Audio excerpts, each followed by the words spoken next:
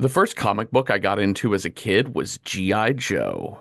And then The Punisher, then the X-Men, then Teenage Mutant Ninja Turtles, then The Tick, and so on and so on. I was really into comics. And by the time I was around 15 or 16, I started to understand that there was a market for comic collecting and that some of these issues were worth quite a lot more than I paid for them.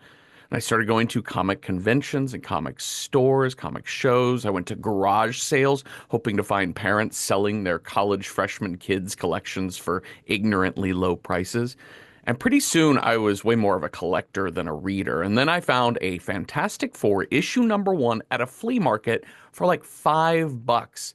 It was in fair condition, but even with the imperfections, this thing would be worth nearly $1,000 at the time. And holy shit, I was excited what a steal. So I carefully packaged it and took it to my local comic shop and was so disappointed to learn it was a reprint. The shop owner, Dave, showed me how the original had a little 10-cent mark in the upper right.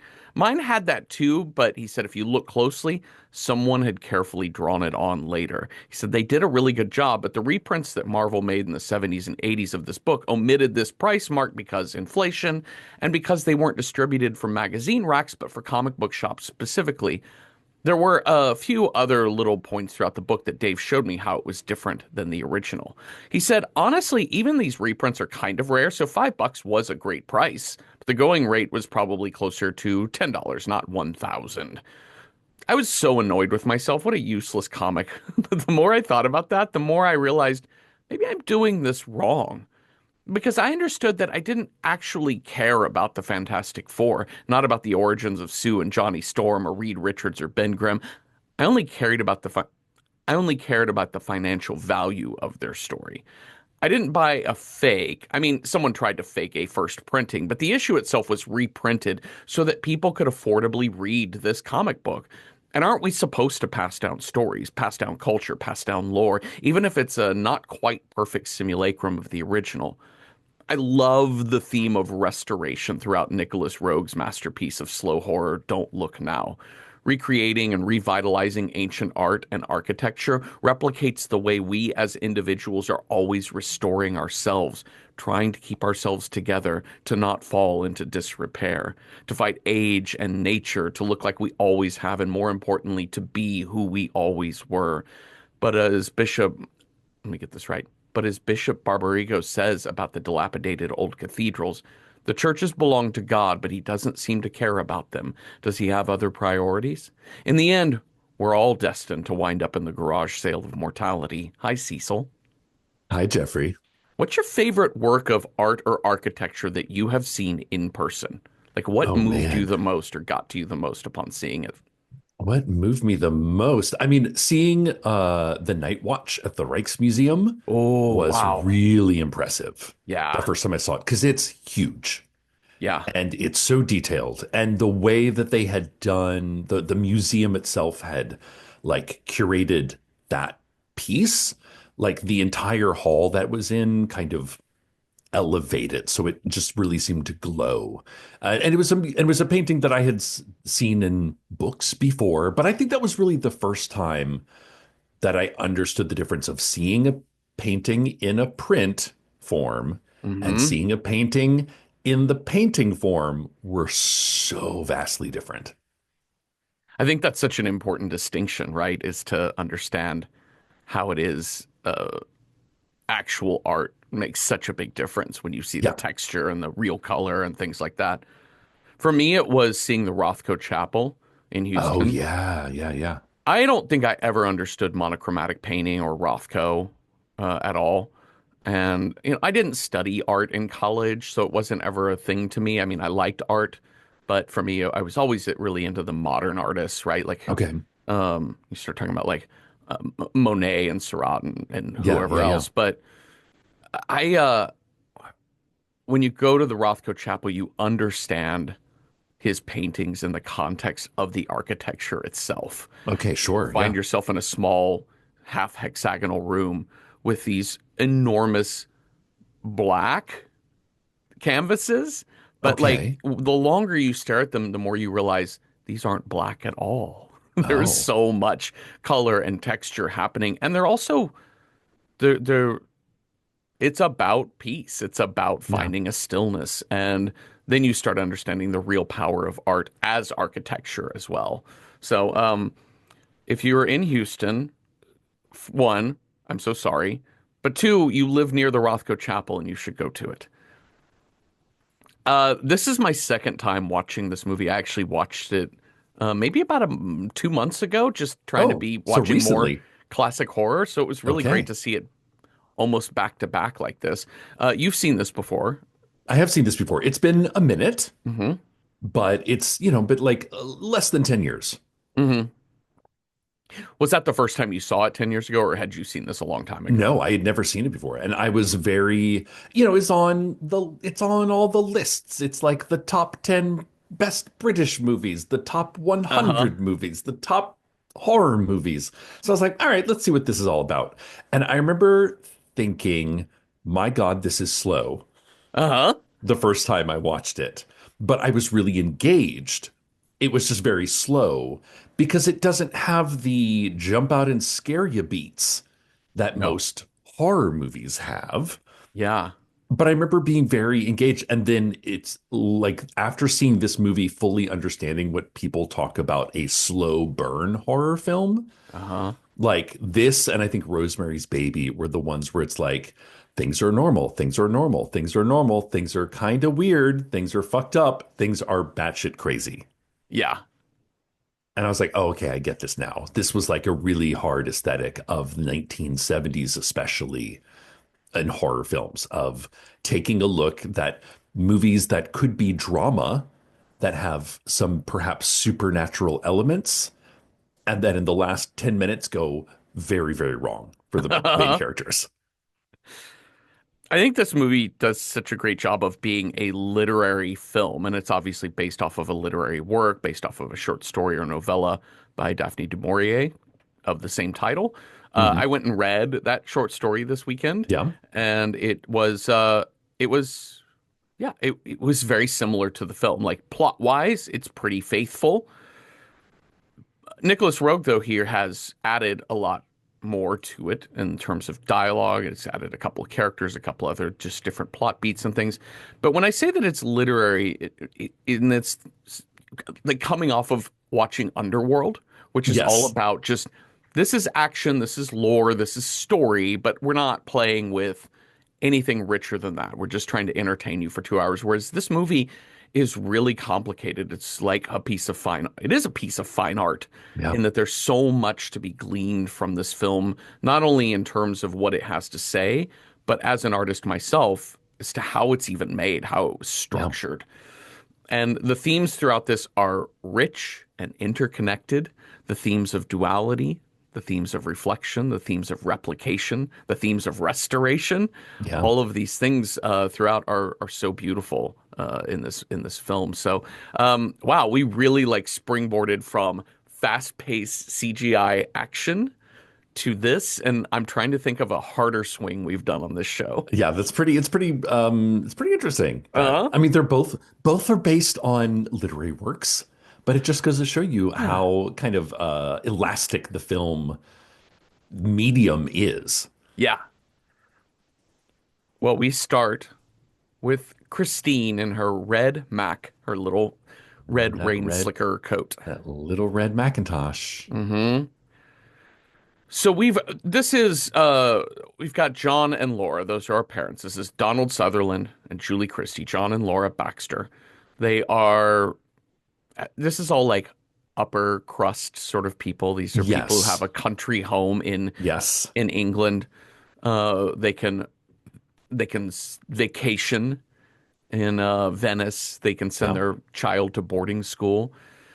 But they are in this like kind of, beautiful English countryside home, Beautiful, but wet. but wet. Everything in this movie is fucking wet. Yeah. It wet and gray. Hmm.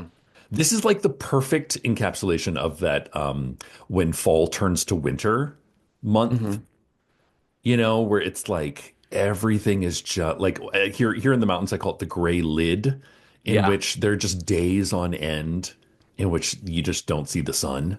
Yeah. Maybe it rains, maybe it doesn't, but really it's just gray. Yeah. And it really doesn't let up from that at all. It is just kind of that. So we've got this couple. We've got young Christine and her red rain slicker playing outside, and Johnny, the slightly older brother, who is riding his bike outside. Yeah.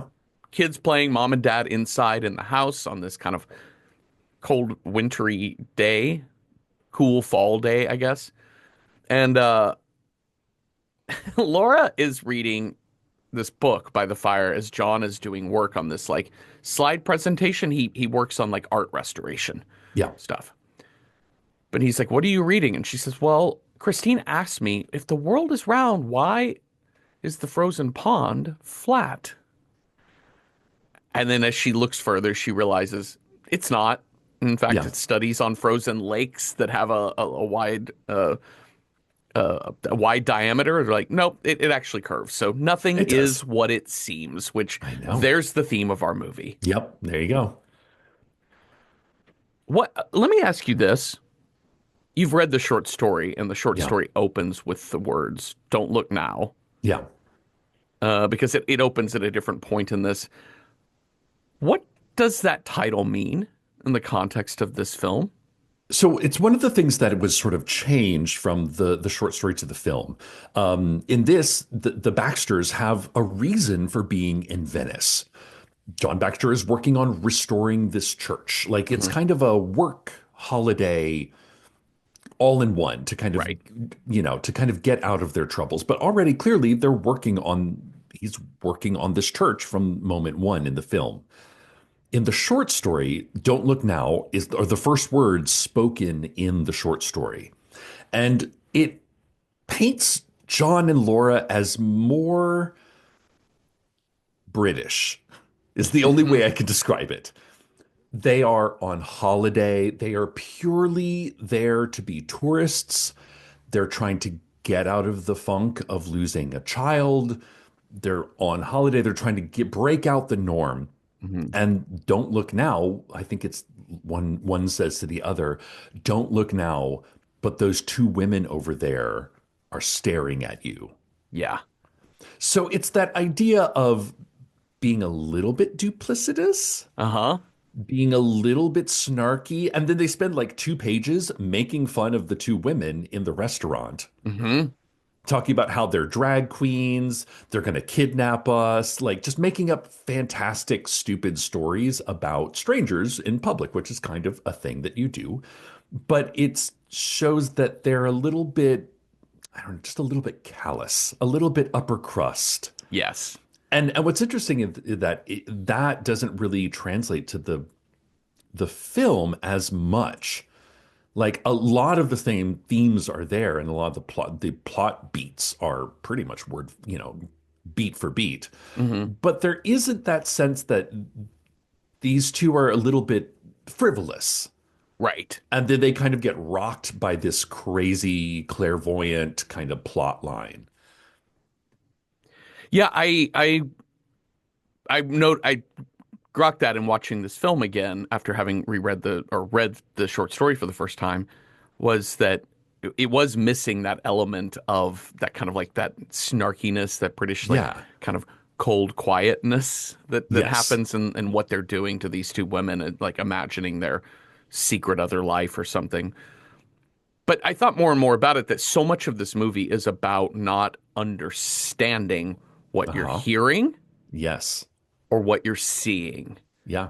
Or And there is why you're seeing it. and why you're seeing it, and also maybe a refusal to see it, Yeah.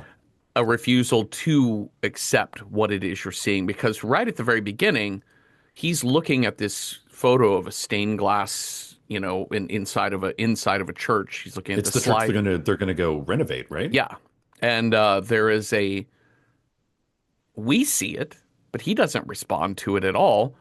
There's in one of the pews of this church in the lower right hand corner, you see like the little hood of a red rain slicker Yeah. Yeah. of somebody sitting in one of those pews looking up Well, he to the does see it. altar. Oh, he does. He sees it, and he's like, he kind of smiles. He's like, almost to say, "Oh, look, my daughter has the same." Yes. One, which already that like in a movie with no color, this already like imprints in our minds, in his mind, oh, they're the same. Oh, isn't that cute? Uh-huh. So he kind of touches it and he gets like he knocks over a glass and the red bleeds Yes. across the slide, which doesn't really happen No. in slides. Like it's not a real thing. No. So already we're dealing with something that's like John's getting a premonition, like Yes. something unusual. Like if a slide is a slide, Hmm. like it's not like printed like a print with different colors on it. It's stuck the way it is. It can Yeah. warp and it can change color, but it doesn't bleed like that. Yeah. And I So and something I odd is happening, and John weirdly knows it's related to his daughter in that moment.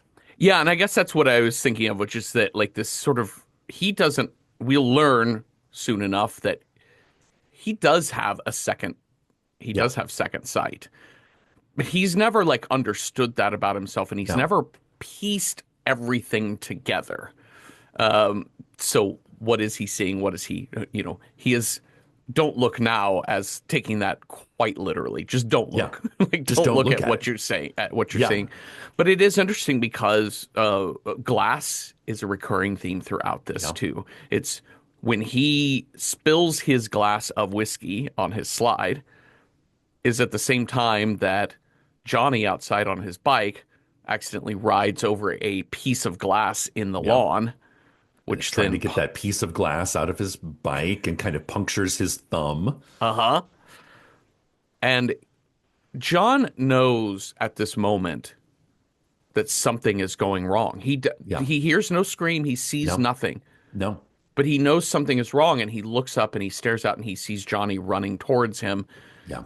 And when he gets out to the pond, Christine is floating dead and drowned in the pond in her red rain slicker. And he pulls her out of that. Uh, this is so haunting and upsetting and really beautiful how muddy Yeah. and matted with moss and water and mud that they are as they Yeah. come out of this thing.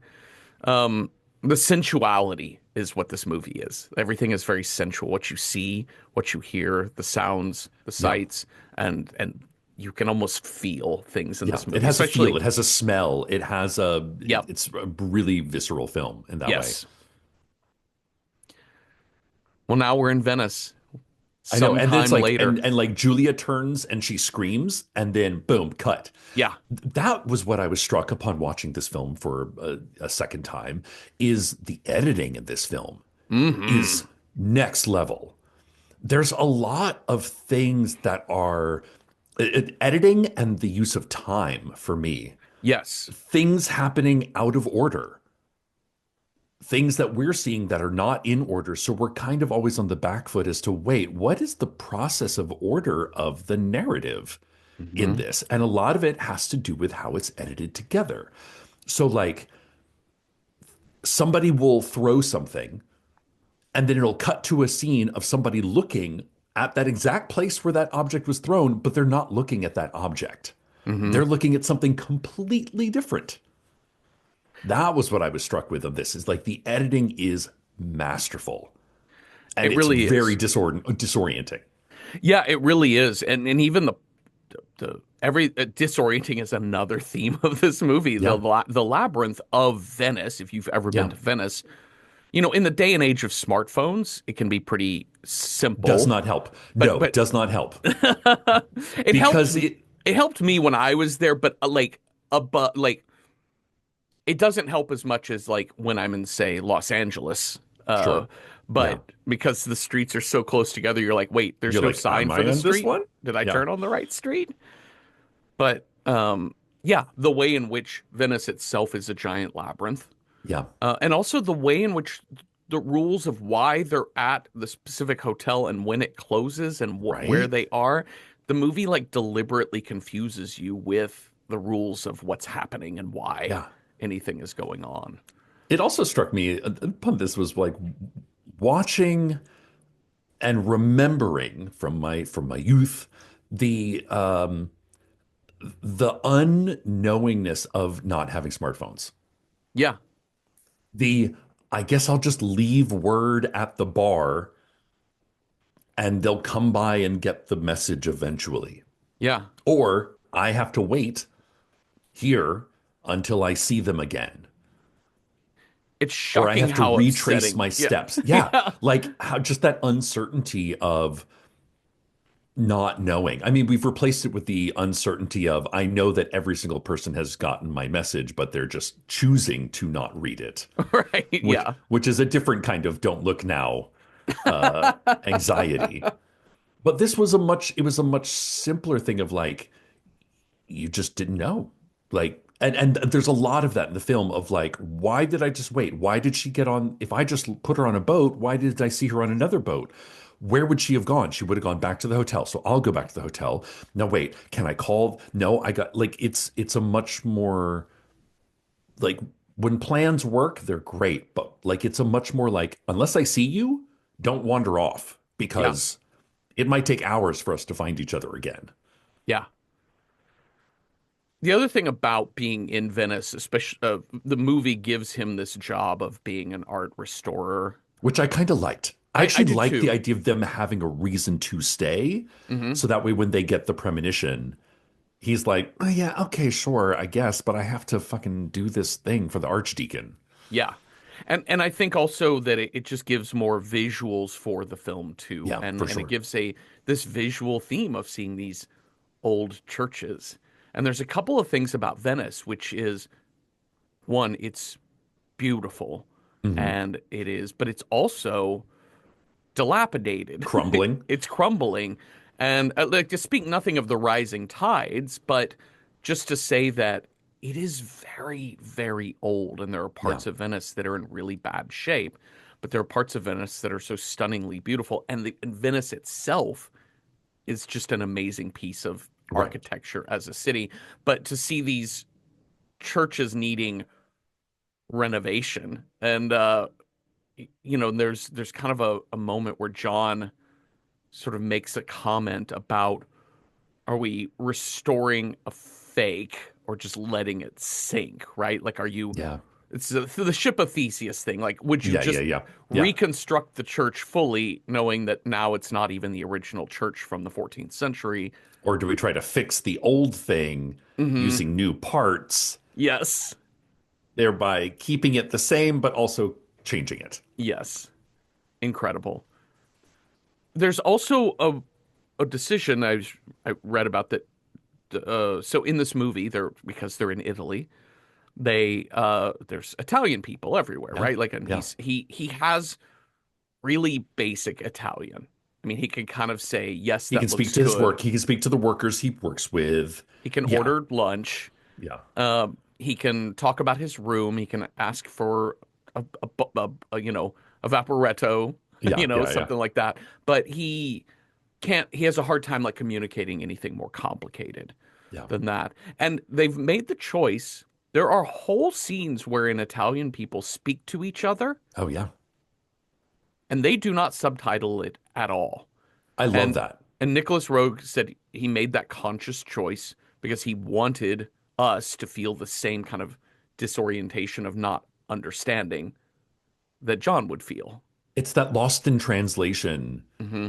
uneasiness Yes. where you don't know what they're speaking is important. It's not important. It's about you. It's not about you. That is something from the book that is kind of carried over. There's entire scenes where the people are speaking Italian, and I think John and Laura have even less Italian because they're kind of on holiday. You Yeah. know, they're very, and they even make a whole point of like, why do British people always find each other? Uh-huh. How do You they know, know in we foreign are? countries, they're like, Yeah. they know we're British Uh-huh. just by how we're dressed. So there is that kind of like you're isolated in another country, that sort Hmm. of bubble of isolation that you do, I think, is a very real thing when you go to a foreign city and you don't speak more than just where is the toilet. Hmm. You don't get a chance to make deeper, richer connections with people around you because you're just sort of going, no comprende. I don't understand. Uh, They go to this cafe, he and Laura, John and Laura, and this is where they don't look now, but those two women over there are staring at Yeah. us. And it's these two older British women, Heather and Wendy. Yeah. They keep looking over at their table. Also, a thing I didn't catch the first time, but John keeps commenting when they first get to the restaurant of how cold it is in there. Yeah. Again, ghost, ghost, Yeah. an Like a apparition near chill. You you. get like a Yeah. chill down your spine. Yeah. He tries to close the window next to him, but the other window next to them pops right open. Yeah. Again, it's like the editing. It's all about the editing in this movie, was Hmm. what I learned this last time. I was like, this is bananas. Yeah. Because it makes this movie to me was about simulacrum, Hmm. about trying to find reason in patterns, reason like to find similarities. Like why does he think my dead daughter wore a red rain slicker? So that person over there is wearing a red rain slicker. Therefore, I'm that person's father figure. Like that He's made a is connection that isn't there, that's not there. which is It what but we do in it's art too. yep. Yeah. And this movie is filled with kind of like traps. Hmm. There's traps all over the place. Like things that do make sense, things that we as are watching. So like at one point, the rain hitting the pond where Christine died, and then later a woman throwing out a bucket of water onto a canal, and it's the same water hitting water that makes John and us think, oh my gosh, it's just like that day, Hmm. but are in fact two completely unrelated things. Yeah. But it feels related. Yeah. I mean, this is, you have kind of like divination rituals in your life, right? Of like A bit, reading. yeah. Yeah. I Yeah. mean, but I don't mean to say that like you're constantly walking around with, you know, rods or whatever, but I I'm just, not like yeah. counting things and being Yeah. like, oh no. Yeah. But I love that sort of thing. Like I love a tarot card pull. Yep. I love people who can see something in tea leaves or the palm of your hand or something in the sky that kind of denotes something, working with archetypes or working with, these types of things. But it does become dangerous in any form of life when you start putting together information, a la like conspiracy theorists online. Yes. Yeah. You start piecing together because everything seems to connect and nothing should connect that perfectly. There doesn't need to be a reason for every single thing that happens. Well, these two women go to the bathroom because one has something in her eye. They seem lost, so Laura goes to help them. And in the bathroom, as she's helping this woman, Wendy, get something out of her eye, the woman's like, "Thank you for helping. My sister always wants to help, but she can't help because she's blind." Yeah. So like last time she tried, she like almost took my eye out, Yes. which is I think is kind of funny a little Uh, bit. And so at this point, our characters don't know these women's names, but No. I'll say their names just for consistency throughout the episode. The blind woman is Heather, and her sister is Wendy. Heather, who's, older, has cataracted Yeah. eyes, like milky, bluish, silvery. And Heather, just with like a big, kind of almost scary grin on her face, says Yeah. to Laura, "You're so sad. And there's no reason to be. I've seen her, and she wants you to know you don't need to be sad. I saw her with you in a red raincoat, and she was laughing." And uh, Laura tearing up, Yeah. and Wendy is like, "Oh, by the way, she's my sister's psychic and can see things." Yeah. Like I Um, mean, like Laura literally gets the wind knocked out of her yeah. in the restroom and then later by the table. And I kind of love this because during this entire scene, you see Laura when she's getting this information through, you see her reflection through mirrors that are kind of like half mirrors. So you Hmm. see a different angle of her face. Hmm. Like it's really fascinating. It almost has this like sliding doors effect of like, do I believe them? Do I not believe them? This version of me believes them. This version doesn't. Hmm. Yeah, when she gets back to the table, overwhelmed by the information that what Heather essentially said is, I saw you and your husband there, and there was this girl, your daughter, Your daughter was was between, was was near you. and she was smiling and laughing. She was as happy as can be standing next to you. And Laura gets back to the table, not only passes out, but crashes the table. Wine Yeah. glasses and plates shatter Yeah. everywhere around her. Again, with the broken glass sort of thing, is a revelatory moment, Yeah. Like a breakthrough. a breakthrough. Yes, literally breaking through Literally something. breaking through. And she gets taken to the hospital, funnily enough, a children's hospital. Yeah. And she tells John what she was told. And she's so happy. And John is like, oh, that's crazy. Like, that's the psychic stuff. Ghosts aren't real. Our Yeah. daughter's Yeah. dead. And she said, I haven't felt this good in months. Believe me, I'm not crazy. He Yeah. says, fine, I believe you. And he's smiling like he's like, fine, Yeah. She's just, like, believe me, I feel better. mhm. And believe me, I feel better. Yeah. And he's like, Like my body's better, but also my mind feels better. yeah. And this is such the key to to me to the title of this movie of Don't Look Now, which is like he's not looking at Yeah. what's in front of him. He is not taking in the information she just gave him because in every horror movie, it's always interesting to kind of find where was the out? Where was the last moment you could have Yeah. gotten Yeah. out Yeah. of Yeah. this? And I don't think this is the last moment, but I think this is the moment of critical understanding to keep your life from becoming a tragedy. Mm. Because at this, he I doesn't can see that. Yeah. understand that what just happened for her was not the beginning of a quest to find the ghost of their daughter. Right. This was a moment in which his wife suddenly achieved a new level of her post grief, Yeah. right? Yeah. She found It's it's the solace. acceptance. It's the Yeah, that's acceptance. it. That's the word. Yep. Yeah, for me, if you want to talk about that moment, it's when he doesn't go to their apartment. Yes. It's when he chooses to be like, "You're crazy. This is all crazy." You Yes. get a lot more of that in the book of like the what's going on inside of John's head about Hmm. just how dumb this all sounds. There's no rational explanation for any of this. There must be a logical explanation. And like I was reading a lot, critics of this film have said that like essentially it's across the gender divide in this film.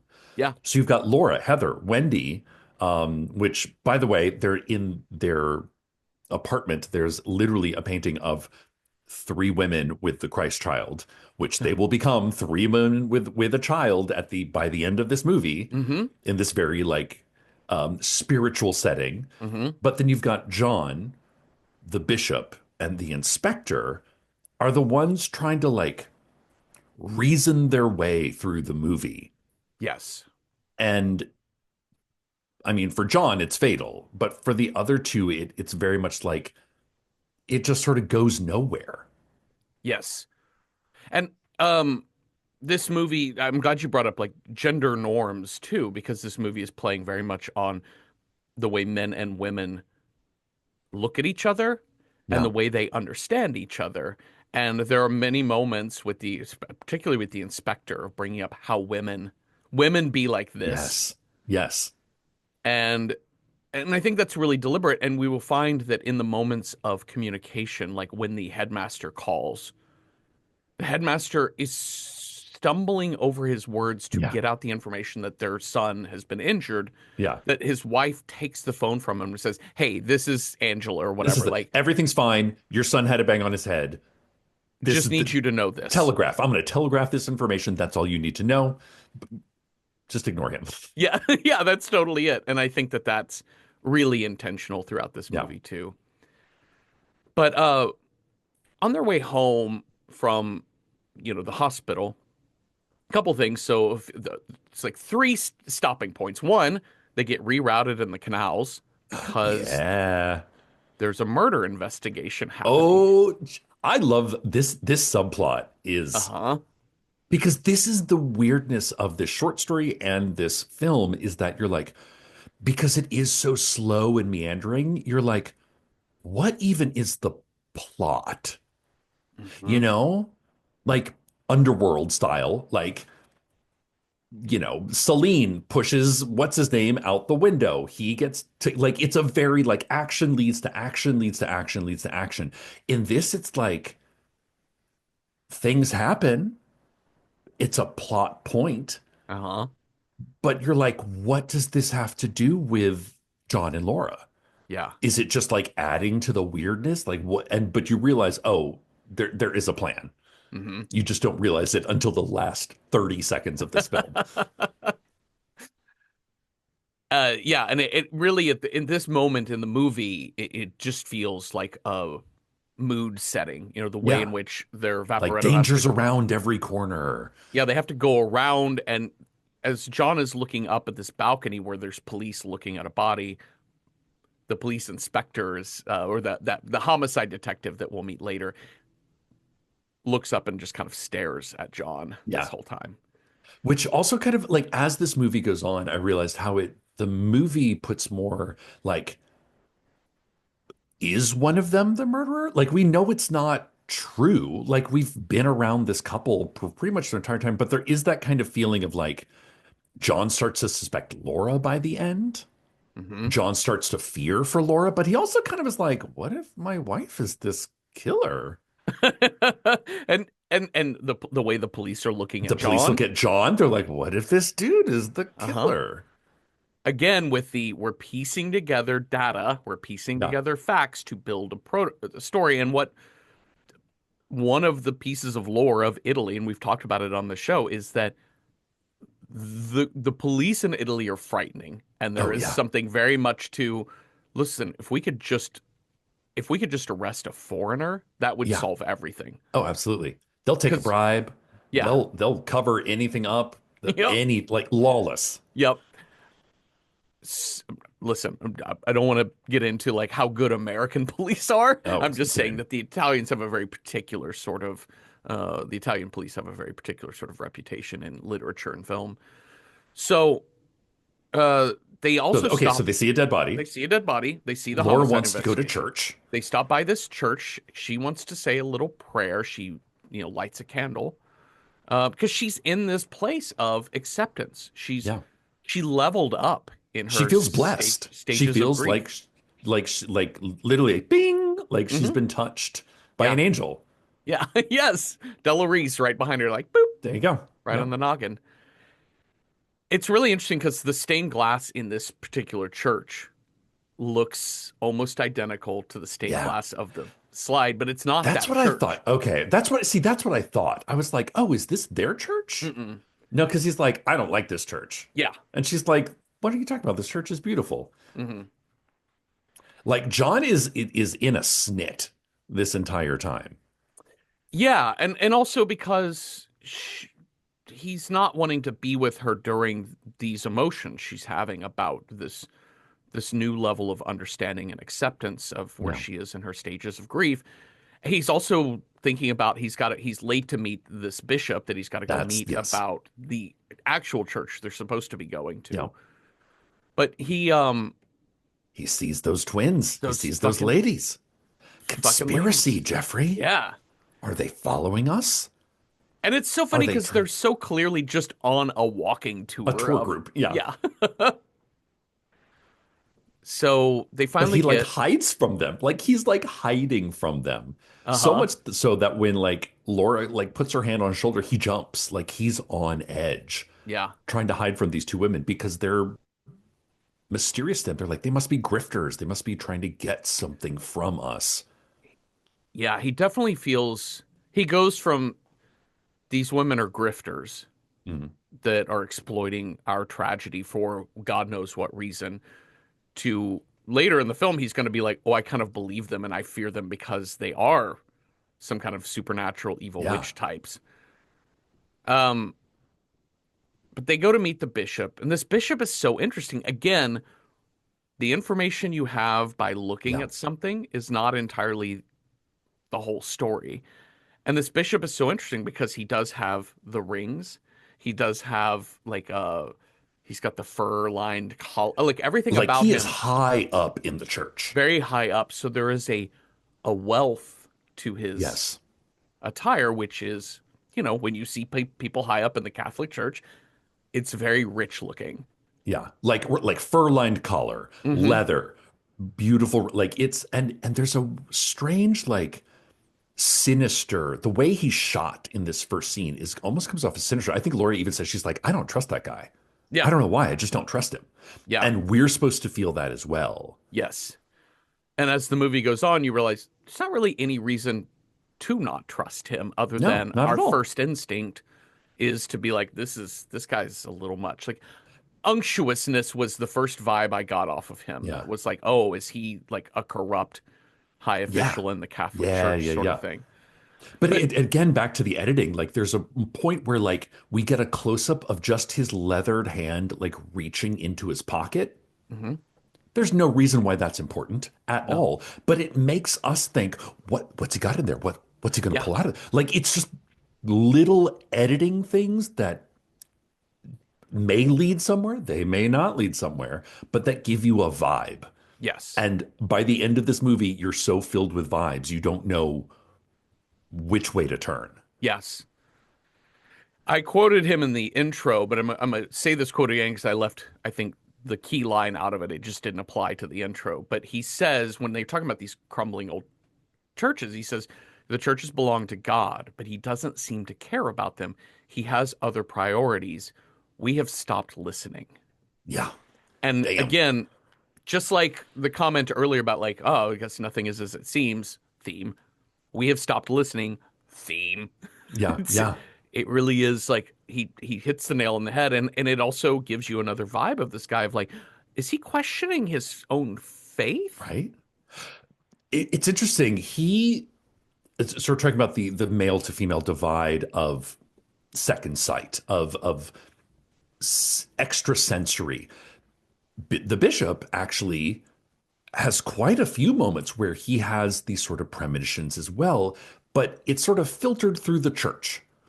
Yes. It's like he wakes up in the middle of the night when something bad is happening to John, as in like, oh my God, like I had a crazy, like something wrong. But then we just get a shot of a candle burning in front of the Virgin Mary. Uh-huh. So it's not like a tangible thing. It just goes under the blank heading of faith. Yeah. I love the scene later where he's like, where John is like, "Oh, it's so weird. My wife got a premonition, got like A a prophecy. prophecy Yeah. that I was going to get that I should leave, and here I just fall off this cuff." And he's like, "I wish I didn't have to believe in prophecies, but I do." Like that reluctant Incredible. superstition Uh-huh. that is faith. Amazing. So good. But the bishop's like, John keeps trying to talk about the work and the whatever, but you can tell the bishop is like, Yeah, but I it's a don't, good one. I just, we're gonna hang out on Thursday. Just leave it Yeah. then. I gotta run. Just yeah, Have a good one. like you'll present all your information to me then. It's because it's also more like you're coming over, right? Like it's more of a like you're my guests. Yeah, I'm not worried. Yeah. You seem like a professional. Yes. You've also kept me waiting for 2 hours. Yeah, yeah. So back home, this is where we get to I think the one of the most famous scenes, especially just Controversy. of this era, which is Christine and John connect. Yeah. And this scene in the book is it's hardly there at It's all. it's it's it's very much like they go back to their hotel room. They're like, "Whatever shall we do with 3 hours until dinner?" Let's make love and then go to Dot dot dinner. dot. Yes. And They it leave for dinner. and here what we have is a I want to say graphic, but it isn't quite graphic. Nicholas Rogue was under pressure from censors in both England and America, and they both had different things that they wanted him to do. But this is a very long, very sensual, nude sex scene between these two actors. And the big thing the Americans said was no humping, Great. meaning Like you no cannot see thrusting. the thrusting up and down Yeah. of the man's butt or hips. And he's like, okay. So he took those moments wherein the butt rises and right before it's about to turn to go back down, Yeah. he would cut in a shot of them getting dressed Yeah. after having sex, and then back to the sex at a different stage of Again, time. choreography. Yeah. Like these two, and for me, so it's a three actor, this sex scene. Hmm. And acts two and three happen simultaneously, which I fucking love. But Hmm. act one is the normalness of everyday life, of marriage. Hmm. They're naked, like she's taking a bath. Brushing his teeth He's naked. brushing his teeth. He's taking a shower. He's reading. He's sitting there nude at the table. So already it's these are people that are very comfortable. It's married life. It's like Yeah. you get to a point where you're like, just because we're naked doesn't mean it's sexy time. Yeah. And that is so important to us because that shows that this is like married people sex. Yeah. But then what we're about to see is not necessarily how, quote, married sex is portrayed in film Yeah. because they are licking each other's toes. They are like, armpits are being sniffed and like it's very erotic It really is. in a It's way that is not necessarily the like, well, honey, it's Thursday at 5 o'clock. This is the slotted hour in which we yeah. do it. Hmm.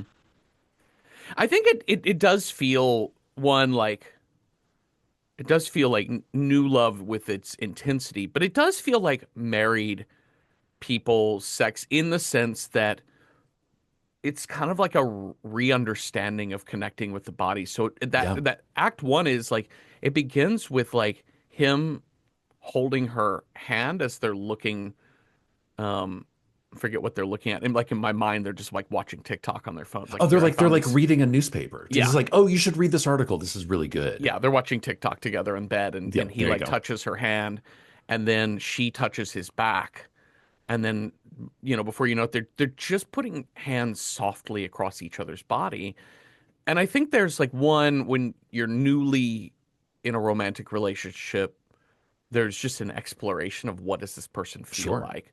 Yeah. But in this marriage, there's a thing of like I've forgotten what this felt Yeah. like. And it's so thrilling. And also because of where she is after today, she is a new person and she's been restored, Yeah. right? Her mural has been retiled, basically. And so she's spiritually at a new stage of restoration in life. And I just found that so beautiful. And then we get into Acts 2 and 3 Yeah. of the sex I scene. love the idea that they're like a lot of this, they're just on top of the newspapers. I don't know Hmm. what it is, but there's something so sexy about that. Of like they're just they're just rolling around on top of the newspaper. Uh-huh. But it's something like they're so taken with each other, they can't even like sweep it off the bed. They don't even fucking care. No. Like it doesn't matter. And there's something so erotic about that.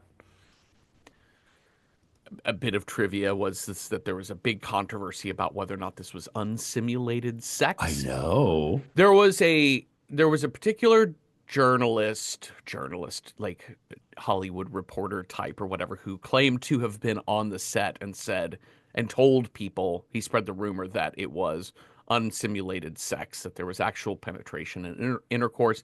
And Donald Sutherland and one of the producers both came out later being like, it was not it was simulated choreographed sex And on it a was very the most unsexy time. Yeah. yeah, and it was a pretty small crew, and that guy was not there, and Yeah. it was fine. Um, There's the other, another the yeah, go go ahead. ahead, Oh, I please. was gonna say there's another story about like Warren Beatty was dating Julie Christie at the Hmm. time, and somebody told him that the director had his own sort of X-rated cut in which they had sex, and so like Warren Beatty like punched the director at a dinner Oh party my God, I just knew he because he's got like, mad about it. Yeah, yeah. But it I don't know, it really shows to me these stories. What they illustrate is how scared people are of sexuality. uh-huh, And when you show something this unapologetically erotic, people get scared. yeah, Like, we can cut like violence does not affect our like it affects our psyche, but we're not as concerned about it. We're like, oh no, that was terrible. We'll put that in the terrible box. But watching a married couple very intimately, very nakedly have sex, that is like that shakes people up, or at least The it other did in 1973. the other thing I want to add to it too, and I thought this was so important, which was Julie Christie talked about doing this sex scene and saying, she said the thing that she didn't know how to navigate was is that there is cunnilingus performed. Like actually, Yeah, that's like the first thing that he yeah, goes into. That John goes right down there, and it's she said I didn't know how to do that because I had never seen that in film. yeah. So like understanding as an actor how to get the Put position yeah, right, how to act it like right, how how to where the play it camera to the is versus camera. where you are. It's a She's like, very technical thing. Yeah, and I think it was really, it's really important to note that in this kind of like 1970s, like we're in the sexual revolution, especially in film, like yeah. nudity in mainstream cinema is going to go fucking through the roof in the 70s. And to not have oral sex performed on a woman displayed in film is a really big thing. Well, I wonder how many of those directors were women at the time. Mm, not many. Not many. Nope. Okay, so they wrap it up. They get out. They Yeah. decide not to They eat have at. dinner plans. Yeah, they're not going to eat at the little hotel they're staying at. Again, This this this hotel is so freaky. it is, and you get the sense that it's kind of like a small kind of B&B type of thing that's open seasonally. Hmm. What I think Rogue is doing in this with this seasonal B&B that they're staying in is it looks like these two are the only guests. Yeah. And I think the reason is because they are staying beyond how Yeah. late this place normally stays They're open. here for work, but the tourist season is over, Uh-huh. which is why they have to move over to stay at the Yes. bishop's quarters. But they're kind of not, they're the opposite of tourists in this. So there's a sense wherein, it's the season is kind of wrapped up and, this night that they decide, let's go to a different restaurant because why not? And you can see them just throwing the covers on the tables and chairs in the cafe. And that Yeah. owner of the B&B, he's just like, yeah, I don't know what he's saying because it's in Italian, but it seems that it's something to the effect of, Jesus fucking Christ, man. Yeah. Like we're keeping the restaurant open for this couple. We're keeping the hotel open for this couple. They could have fucking told us at 10 a.m. they were having dinner Yeah. elsewhere. Yeah. Yeah. Yeah. John and Laura get lost in the Oh my many God. winding alleys. And at first it seems kind of quaint and fun. It's a little game They're of like, like, ha no, ha we've ha. been down Oh, here. we've been, Yeah. yeah. I think I know. No, no, we've tried this one before. We've been over this bridge before. The thing about these shots down the canals is all of the different layers of bridges and Yeah. balconies, the depth and archways in the distance. Yeah. And there's a moment where they get separated on two different bridges, and you can see her in the background and him in the foreground. And then they hear a man screaming like bloody murder. Yeah. And when they up from like a third story window, and when he looks over, he sees all the way down the canal, there's a distant bridge visible in an archway and a little girl in a red mac or a small figure in a red raincoat In a goes red raincoat. running past. And it looks like it's running towards Laura, like, or running in the vicinity of her. Oh, And okay. like, not at, because there's no direct path to her, Uh-huh. but it's running in the direction in the Yes. frame That at she is in Laura. the other yes, yes, yes. So again, it's like these are on, but it freaks John out because he's like, "Oh fuck, you need to come here right now because there's something bad." And then they kind of meet up and they're like, I think we know where we are." And they start to hear people again, and they're like, "Oh, we were like 3 blocks away from where we thought we were." It's interesting that the moment that they understand where they are is when they listen for the crowd. Again, Yeah, seeing, touching, hearing, yeah. smell, all of the senses are so important to take What's in information. It's like what Heather will say. She's like, "I love Venice because as a blind person, Yes. I know exactly where I am. I know where the bridges are. The bridges have a different sound when I'm underneath the awnings of the overhangs. Like it all like she's like, I feel safe here. And her sister Wendy hates it because she can see all of Venice Yeah. and it looks seedy Yeah. to her. Yeah, Crumbly. crumbly. So they are next day, John is, or however many days later, John's working on restoring a statue at the church up on the rooftop. Everything about this is so OSHA violation. I'm like, 3 points Oh, of yeah. contact, John, three Oh, points. absolutely. And what's interesting is like you assume it's a wrapped statue, and I assumed it's going to be the Virgin. It's going to be Mary. It's going to be the Hmm. Virgin Mary because Yeah. they're kind of putting it in that place, or it's going to be a saint. At least Thomas Aquinas, Yeah, somebody. yeah, Saint Nicholas, something Yeah. like that. But so there's two things. Yeah, one OSHA violation of trying to place this stone wrapped statue on its plinth. Uh, But meanwhile, what makes it quote scary is that John is watching Laura, who's just mhm. standing there kind of watching him work along with a small crowd of people, but he sees Heather and Wendy Uh-huh. at the far corner of the piazza just walking in a completely different direction. And so he's not putting his full attention to the very dangerous task that he's trying to perform. Yes. And he watches Laura notice them. And then Laura go, I think, actually, no, I don't think Laura knows. She just kind of wanders away Yeah, but in the same direction, and it's in the so same distracting. direction. So, like, in his mind, he's like, oh, fuck, these women are at it again. Yeah. They're Don't haunting look us. now, John. Don't look now. Don't look now. You need to pay attention to what you're doing. Uh-huh. And by this point, Laura's wandered off. They've wandered off. And he pulls the cover off that statue, and it's a gargoyle. Mm-hmm. And he is face to face for a moment with that Oh my gargoyle. God. Like, shock. Like, it seems, it's so, like, it doesn't sound scary when you describe it. No. But in the moment, you're like, oh, fuck, something bad is going to happen. Something bad's going to happen with this thing. It doesn't. But it's just kind of like a scary moment where you expect the Virgin Mary and you get something horrible looking. Yeah. Immediately cut to another scary looking statue that's a woman, like kind of like a Medusa kind of statue. And Laura has met up with Heather and Wendy, and they're like, "Oh my gosh, it's you! Hey, Hello!" friend. What a cool thing to run into. It's always a fun part of vacation, right? If you meet another couple or another Yeah, person, and then the next day you run just into see them. them in a different part of the city. Um, yeah, running into Heather and Wendy, she starts talking to them. They start asking Heather starts asking personal questions. Wendy's like, Don't ask how her daughter died. That's rude." And Yeah, Laura's like, "No, I feel like I'm ready to talk ready to about it talk now. about this." And so they Yeah, sit in the park and they talk. And she tells them that, John, when Christine died, John seemed to know before it happened. And Heather was like, "Of course." And he has the gift of second sight.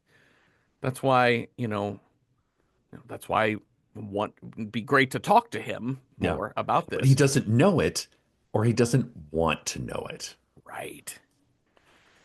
I thought this line was interesting. It doesn't really go anywhere plot wise, but I think it adds a lot to this moment because Laura seems to be pressing for Heather for the idea of you can talk to the dead, Yeah, and Heather's like, yeah. "Listen, It's I it's not what I don't. do. You can, but like, I just don't think it's polite to pull Yeah, people out of their rest for our entertainment." And Laura's like, "Well, I don't think I would be doing it to entertain myself." yeah. And Wendy's like, come over for tea this afternoon. She's like, "Great. I'll go get John, and when we get off work, we'll come over there." But John does not want to go. John's It's like, having none of it. you know what? There's a bar down the street from their apartment. I'm going to sit in Franco Bar, Yeah, and just be like, "Mm." mm, Yeah, arms crossed, getting drinking my drunk. Campari and soda. Yeah. Actually, he's drinking beer in the Just yeah, movie. straight up Yeah. here. But this is the moment, like this is the moment which I was like, John, if you had gone up into that room, you might Hmm. have a different outlook on things. Hmm. Because he's just not even willing, like at this point, he's not even spoken to them. Because No. it's always been in the ladies' room. It's been in a quiet park where he's not like, so he's never even heard their voices. Hmm. Never mind. So he's developed these kind of ideas of, I think like it's all mumbo jumbo. And she's like, wow, that's the exact word that they used. Yeah. Almost like you're psychic. Yeah. But we're But he's also just we're like, y'all are crazy. Literally, he pushes Laura away. He's like, you're crazy, lady, and stomps off to the bar. and he as she's over there, he gets impatient and worried, worried and impatient and very drunk Yeah. at this bar, and he goes over to their apartment. It's late because it's gotten very late at night. In Yeah. fact, whoever runs the front desk at their hotel that they're staying They're in out. They're doing out. something else. He's like ringing the bell impatiently. So he just starts wandering the halls of this place and he ends up outside their door. But what's happening at this point is they're doing this seance. They're doing this thing to communicate with Christine. But what he walks up at that moment, Heather, who goes into these extreme trances, almost like a seizure type of Yeah. state. And in this That also moment, looks vaguely sexual. well, in this moment, she is standing and she is rubbing her whole chest and moaning. Yeah. And it looks very sexual and it sounds extremely sexual. And John is literally like peeking in, trying to peek through the keyhole.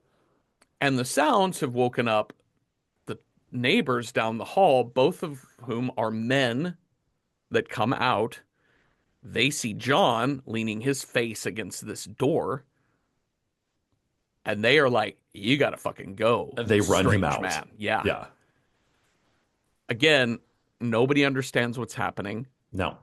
Everybody's making, I mean, I think a good presumption by Yeah. these Oh, men to they're assume, inferring. Yeah. yeah, Like inferences are being made, but like nobody has the full picture here. no, no. So Laura finally comes out from their hotel and meets John, and she says, listen, Heather said that your life is in danger here in Venice. Actually, Uh, Christine told her that. yeah. And he's like, he says, my daughter is dead. Yeah. My daughter is dead. She doesn't just come back from the graves to spout nonsense. Like, that's not how this works. Laura's like, oh, maybe I'm crazy. Maybe I shouldn't see that. I love this, by the way, where she plays like demure wife. Yeah. And it's in this moment she's like, maybe I should go back on the pills again. And he jumps up off like he's Mm, like, here's a glass of water, the pills are right there. Go, take your pills. Because damn, that's a solution to a problem. My wife is sad. Here's a pill. Take this pill. That'll make you yes. not sad. And she says, just, you're right. Maybe you're right, John. And do you think, though, you could take a couple of weeks off of work? And he's like, that's something I could ask for. Yes. So she gets what she wants. And then we Right? see her taking the pills out of her sleeve. She palmed them and just ditches them. Yeah. But in the middle of the night, the headmaster of the boarding school calls and says, your son was injured during a fire drill. He fell down, bumped his head. We think he's going to be fine, but they do He have has a him at bit the of a hospital. fever kind of Yeah. thing. Yeah. And Laura's like, I'm going home. I'm going to catch the first flight there in the morning. She manages to get the last seat on a charter flight from Venice back to London. And he's like, all right, well, I'm going to go meet with the bishop and then I Yeah. will join you later tonight. So he does go meet with the bishop. And the bishop was like, hearing his story, bishop's like, you should have gone with her. Yeah. Yeah. Like, You none mean you of were this told? is important. Yeah. Your family is important. This is just an old mural that God is Yeah. allowing to die. That's it. You could have looked at these mural pieces any old time. Yeah, You were given a prophecy and you're not heeding it. right. And he's like, look at how old Venice is. Does it look like it's in a hurry to get repaired? Yeah, Like, yeah. that's basically it. But he's so excited about these new tiles, this old mosaic. He gets up on the scaffolding, and this fucking board comes loose from the ceiling. God. One, it crashes through like a glass pane Yeah. on the side of the scaffold, and then the scaffold breaks free and he falls and barely hangs on. There's Yeah. absolute chaos as they Oh have to yeah. There's save like him. bars, scaffolding falling from the ceiling, and like just pandemonium. He's grabbed onto a rope. And this is so like it's so it also kind of reminds you just how scary this job it like when you're dealing with 3, 4 story tall scaffolding, like how churches may be beautiful, Hmm. but there is a somebody has to paint that Sistine Chapel, Yeah. you know. Well, they go for a, he and the bishop go for a walk, and we're going to get some great lines of dialogue from John. Not exactly, it's not what he says. It's in this moment, it's not exactly what he says that's an incredible character revealer. It's like where he says it. So they go for this walk, and the bishop says, you know, my father was killed in a fall. And John says, my wife warned that I was in danger. This is unbelievable. Yeah. He does not respond to what the bishop said. No. That's Yeah. a incredible piece of information for someone to share with you. Yeah. And John is just like, he's not, people have stopped Present. Yeah. listening, as the bishop said earlier. And They're kind of walking aimlessly, and mhm, sure enough, mhm, they get stopped at a corner and they're literally pulling a woman's body out of the canal. yes. And the bishop asked the nearby police officer, what's going on? And you heard the word, I think, corpse is the only word Yeah, that I could make out. yeah. The bishop And does like a little sign of the cross, and he's like, we should leave. yeah. And Bishop says, I hope it's not another murder. Yeah. And John, again, scenes cut with shots of him pulling his daughter up out of the Yeah. water as they're pulling this dead body up out of the water. So John is like, all right, he runs back to his hotel. He's packing his toiletries and things to get his flight home. And he gets on the boat that's going to take him to the airport. And there's another boat going past on the canal. And there is a black, like, hearse vaporetto, Yeah. basically. But you don't quite see it yet. You No. see it's, but like you don't see the full thing. You just see Laura, Heather, and Wendy, Hmm. or he Yeah. just sees that. But He we're just not allowed to see the full boat. It just sort of goes around a corner. Yes, but we do see that Laura is dressed in all black. She Yeah. does not have a veil, but she does have a black hat on Yeah. as well. And they're standing in kind of a processional sort of look with Laura on the front and the two women flanking her from behind, like backup singers. And he is like, Laura, Laura, and obviously doesn't hear. So he gets off at the next stop, goes back to the hotel, is like, this guy is like, the guy who runs this fucking B&B is like, trying to just have a nice afternoon with his wife upstairs Yeah. because they've Yeah. closed down. He's like, no, your wife did not come back here. We're closed. Yeah. The other I'm on employees, holiday. He's like, I'm on holiday now. What are you yeah, doing here? go home, We America. said Go home, goodbye. American. Yeah. Yeah. The other employees, like, no, I haven't seen her either. Yeah. So now we're gonna go to the police. Well, he checks in with the bishop first, Oh, or well, does he do no, no, police no, or no? no. No, I think no, He you're right. I does think it. he does the police first. He does go to the police. He goes to file a missing persons report, and he reports on. He gives them Heather's description. Yeah.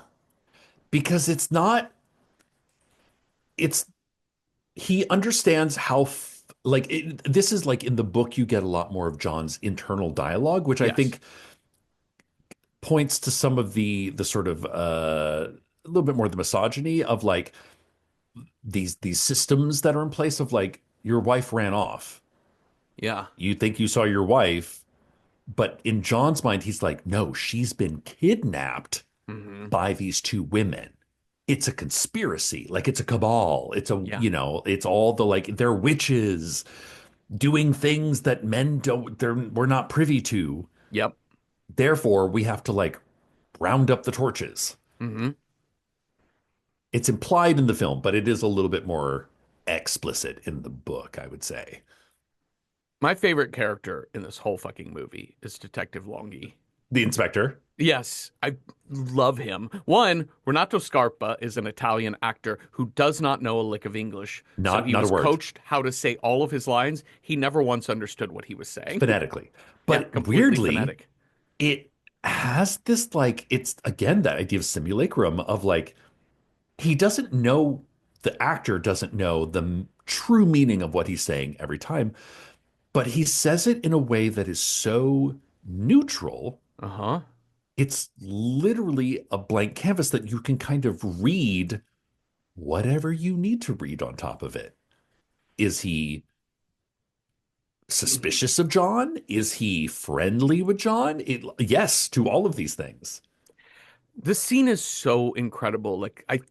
It's my favorite scene of the movie is this conversation he has with the John and the inspector have. One, it begins from With inside that lamp, from the lamp. I was thinking about the Italian flag that's on with the the wall. Italian flag, right? But one, the way it's shot is you think, is that flag on his desk? Or is it, and as he stands, you're like, oh no, it's on the wall It's on in the the back. wall. It's a perspective thing. And see, I love the lamp. So like John, so John is like, they're like, go take this piece of paper of the sketch and then take it to this room. And he's just shown into like a long, like you're like, where the fuck are we? Yeah. Like it's like a church with doors with no wall, no writing on them, no doorknobs. I was like, this is the most Kafka-esque Uh-huh. fucking, you are in the bureaucracy, man. And he just kind of like picks a door and knocks on it, and it just happens to be the door. Like, Yeah. one, I love that, and then two, he walks in, and there's like a desk with a lamp, and then this head just like boop, just like pokes his head. I was like, why do you have your like? What a choice! Uh-huh. What a fucking choice! What a quirky, weird way to introduce a character. And I want to talk about like the story building in this scene because okay, one of the first things the detective says to him is talking about like looking at this picture of Heather, this police sketch. Hmm. He does say that the police the skill of police artists is to make the living appear dead. But Right? he Which he you're also like, what does that mean? he also says and you see the photo and you're like you're right because they all look kind of dead-eyed Yeah, because they're just quick sketches based off of information, not based yeah. off of understanding of who the person is. Well, and Heather, because she has the blank eyes. Hmm. And okay, so then he also says women, as they age, look more like each other. They start to look more and more like each other, whereas men, as they grow older, grow more distinct, which is this sexist comment, but it's also thematically so interesting too to say things grow apart, things come together. Yeah. Things grow apart, things come And together. especially while he's saying it, he's casually looking out the window at two women that we know looks a lot like Heather and Wendy. Yes. Also, when John is talking to him, we see a shot from John's POV at the inspector at his desk, and the inspector appears to be writing, but we can't see over the desk. And Yeah. then when we see from over the detective's shoulder, he is just coloring in this photo. He's Well, coloring Heather's eyes in. yes, he's And giving her sight. He's literally giving her eyes to yes, see. yes. And but it's also funny too because he's also But he's just doodling. He's he's auto just drawing. doodling. Yeah. But Just that's, great. but like if you know anything about like psychic, like auto drawing is a tool used by Uh-huh. clairvoyance of like you're getting information from another plane of existence. Yeah. It's kind of like auto writing where you just keep the pen to paper and you just keep it moving and something will appear. Yes. Something will guide if you turn off your conscious brain, long enough, the unconscious brain will kick in. Yeah. And so again, back to this idea of the police officer gets this sort of how like he's a man who gets this sort of like he's giving sight to this psychic woman. Hmm. The bishop has his own kind of you got a prophecy. Why are you ignoring a prop? Like I'm in the business of prophecies. Yeah.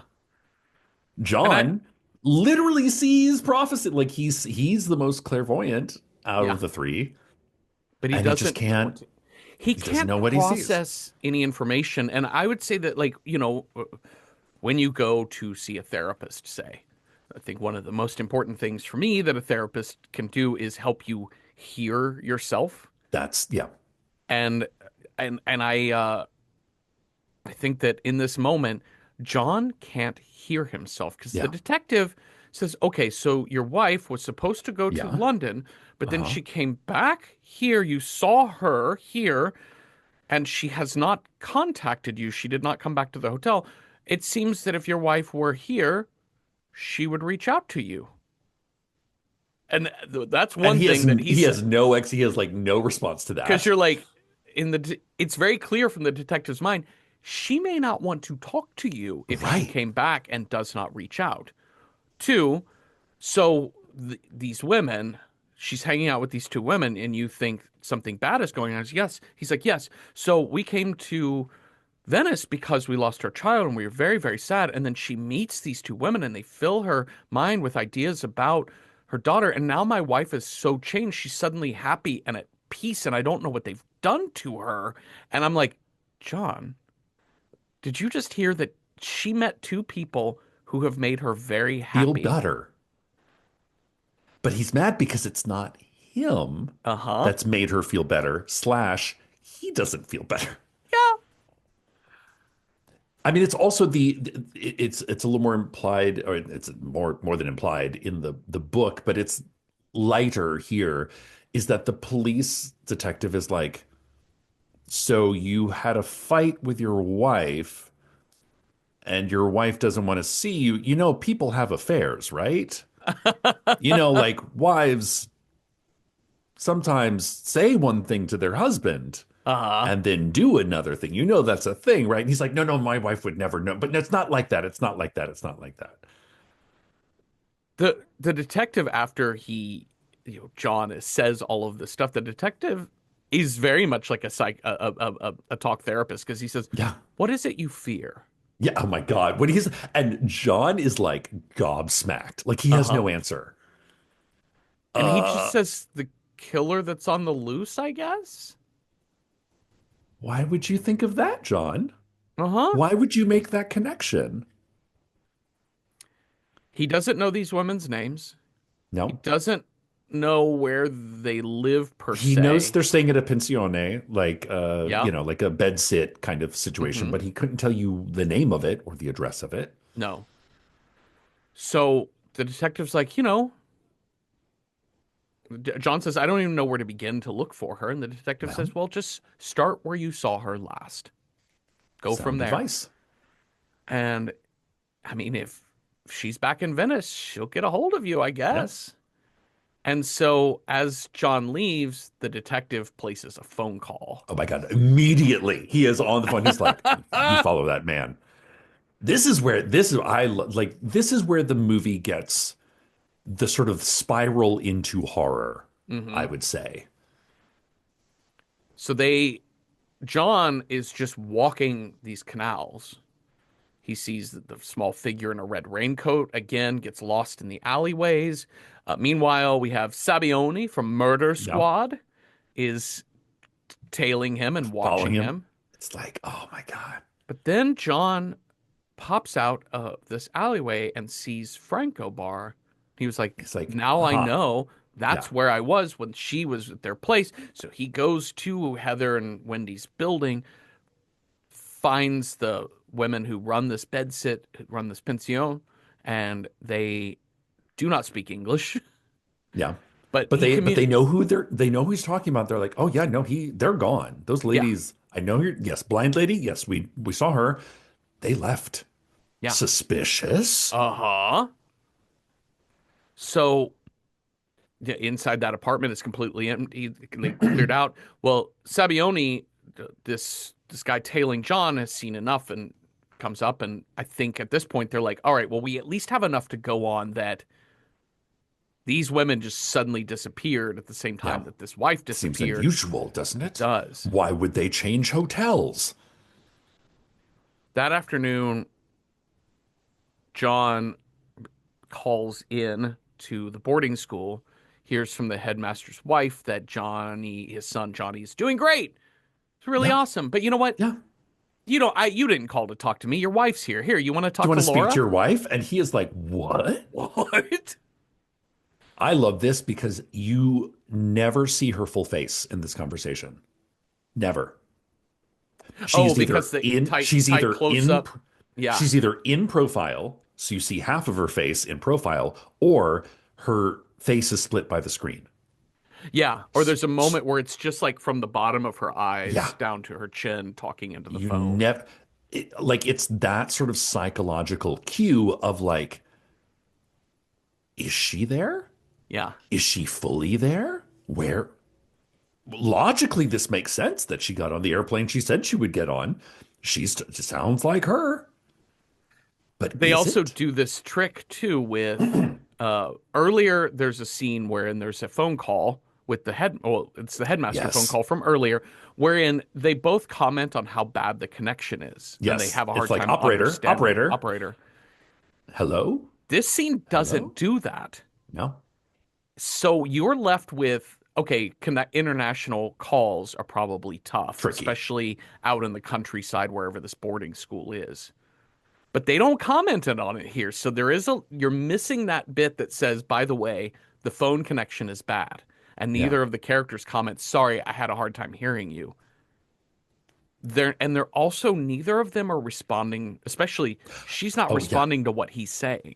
No. He's like, are you yeah, like they're answering questions that are they're not answering questions that are asked Mm, and just kind of talking over each other. it's brilliant. It's so disorienting. And so the movie here also takes a really strong departure from the original story. The original story is pretty simplified as far as like how we get down to the end. I like what Rogue does here is to let us create the most Rube Goldbergian series of events that Yeah. conspire to doom John. Well, Because he does understand, oh, a mistake has been made. yes, I've implicated these two women in something nefarious. I got to go fix this. so he does get that, and but there's also a thing too wherein instead of him planning to just come home the next day, Hmm. Laura's like, "Listen, I'm just I'll coming come right back to back. Venice. I can be on a, you know, I could be home by like 11 p.m. We can just get Yeah, like a like we late can have a wine late and dinner. snack." Yeah. Yeah. And so one, that afternoon, John is going to return to the police station. They have detained Heather for questions. Wendy has gone off to the British consul to try and Can you spring imagine? her sister from jail. Because like somebody has like accused you of kidnapping his wife, and they're like, here, leave my sister here as collateral at the police department. Right, right. And he says, listen, he explains to the police what's going on. They don't belabor that. He just tells Heather, I'm so sorry. Let me walk you back to your hotel now. And she's like, great. Um, anyways, meanwhile, Laura arrives back in Venice later that evening, and Laura arrives in Venice later that evening and gets picked up by a driver, and they're she thinks they're taking her to the hotel, but she Not the finds first hotel, but the but new hotel he's the staying at. with the bishop, sort of the bishop provided. Yes, but she's gonna find out on the way, like, oh no, no, I was sent by the police to pick you up. We're supposed to take you to the police station first because that's where your husband is. I also love that when she arrives, there's a sign for Miss Senora Bastard, Oh, I and did not clock that. because like it's again, it goes to that thing of like, which she you can see the amusement as she's like, you mean Baxter? You know, like, oh ha ha ha, bastard, ha ha ha, ha. But it goes back to that thing of the miscommunication. Uh-huh. And when you're in a foreign country, it's just the more miscommunications that are going to happen, some innocuous, some maybe not. Uh-huh. So John gets Heather all the way back to her new hotel. Yeah. Wendy's And already there. Wendy is already there, like, oh my God, thank God you're here. And they Heather kind of smooths things over with Wendy, who doesn't get too upset Yeah, at John Wendy for seems a little, she's like a little chilly towards John yes. because they did put them through some, He put them in danger, really, yeah, of being accused of something by the police. But and then at the police station, Laura, they're like, "Oh, okay, so he took them back to their apartment. Here's the address of where that is. So now you can go meet him at their place." yeah, But then at their place, John is they're like, "Stay, have a whiskey." He's like, "No, just yeah, a glass of water is fine."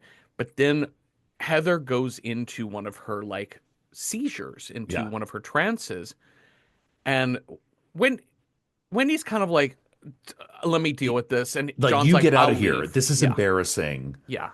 Get out of here, John. But Heather, bring him back. Bring him Yeah. back. Bring him back. Don't let And him go. she has to, Wendy has to flag him down, bring him But back. he's already no, no, but he's Oh, already gone. oh, that's right. That's right. That's right. He's like two piazzas away. That's right. But when she goes outside, Laura arrives. That's right. I'm sorry. Yes, I got confused because that's It's when Heather. confusing. It's intentionally confusing. Like we have people following people following people following people at this point. Yes. Yeah, everything's a bit behind. I one of the if you've ever had to, which probably not, but if you've ever had to speak in like a big open stadium environment, the Yes. echo on the Yeah. speakers, and Coming back at you. I've seen people even at like high school football games try to make a speech that aren't used to that and haven't tried it, and you can hear their voice start warping because they hear themselves coming back at It's themselves. disorienting. And that's what this is. This is that echo effect. It's ripples in the water on the pond, the opening shot of the Yeah. movie. Anyways, Heather says she saw Christine, and Christine's told you to leave Venice. You must go find him John and is warn in him. danger, like right now. Yeah. This is so scary. Like I was getting chills as Yeah. the way Heather is intensely saying this to Yeah. her. She reminded me of Laura Palmer in the fire Yes. walk with me Yes. moment. Yeah. Yeah. Yeah. So this is also the beat where the bishop like wakes up as if from Hmm. a bad dream sort of thing. Like so the bishop, as you said earlier, is also a person with prophecies and premonitions. He wish he didn't have them, Yeah. but he do. Well, that small figure in the red coat is out and about, and John, like a puppy and a butterfly, is like, "Hey, what's up? I gotta Yeah. find you. Gotta talk to you." Why? That's the big, like, it's when the illogical, like, again, like I said, like his daughter was wearing a red raincoat when she died. Uh-huh. He sees a small person, little person wearing a red raincoat and has to talk to them. Yeah. Why? Like, why does he follow that person? I think he is so caught up now in the conspiracy brain thing, right? Where you have made so many connections in your mind. You have been dealt so many facts, Yeah. not just facts, just bits of information, which are facts, right? Like a fact is a bit of information, Yeah. but narrative is piecing it all together to make it make sense. And the narrative doesn't mean it's true or good. It just means that's what you piece together based off of Yeah. the mosaic tiles, right? But without an actual map of what it's supposed to Yeah, look but you like. don't know what the big, like you've given a puzzle piece and Hmm. you're like it has a little bit of blue and a little bit of red. Hmm. That's all I know, but I don't know it's a picture of a blank. And so after the scaffold fall, after Yeah. the day that he's had with the police and the misunderstanding, and he's starting to believe all of these messages were true and were real, and that now, of course, this girl shows up. This is a message. I have to follow Yeah. this. I This have is a to clue. start believing in what I haven't been believing in. And this is a man who has been given visions his whole life that are prophetic, that are symbolic, that are divine, Yeah. but Like has he never knows it's understood important. what to do Yeah. it. And this person that he follows is too real. Yeah. And also, and what I like about the difference between the short story and the movie is that because John was put in a moment of danger, it kind of in his mind it sort of wiped out the it's like, oh, that was the problem. That oh my God. Look, these ladies said I was going to be in trouble and I should leave Venice, and then I almost fell to my death. I beat the Whew. prophecy. I beat the prophecy. Man, I should have listened to them, but I'm still here. So it puts him and us a little more at ease as to why he would just follow a stranger. And man, this is so fucking scary, Jeffrey. Like, so he like jumps across boats. Like somebody comes running out of an apartment, Hmm. yelling at him because he's like unchaining boat. Like he's taking people's boats to get across this canal. But he goes into this giant, like he shuts the gate. This is fascinating to me and locks it behind him. Hmm. Like he locks himself into an abandoned apartment building with this figure he doesn't know. Why does he do that? So they can't escape him? Yeah, it's really interesting. In fact, this is an old church that he's in Okay. because he is. You do see some of the like glass gives it Yes. the And vibe of that. it's Yeah. so confusing. Like once he gets into the space, this is where I was like, this is terrifying to me. Like this is where the claustrophobia of Venice, Hmm. which has been like labyrinth like, you don't know if you're inside, you're outside, there's mist on the floor. Like it's Yeah. really fucking scary. It is really, really scary. He's like up in like this apse or something of this tiny. Yeah. It's small, but it is dilapidated again. Like it's Yeah. not in good condition. Uninhabited. There's like you get Uninhabited. like nobody's coming to help you. Even though Laura, meanwhile, is running kind of in this same area. So he's chasing the person in the red raincoat. Laura's chasing him, but they're always Some other just guy is chasing him some other too. guys chasing him as well, but they're Like, always like two rooms behind.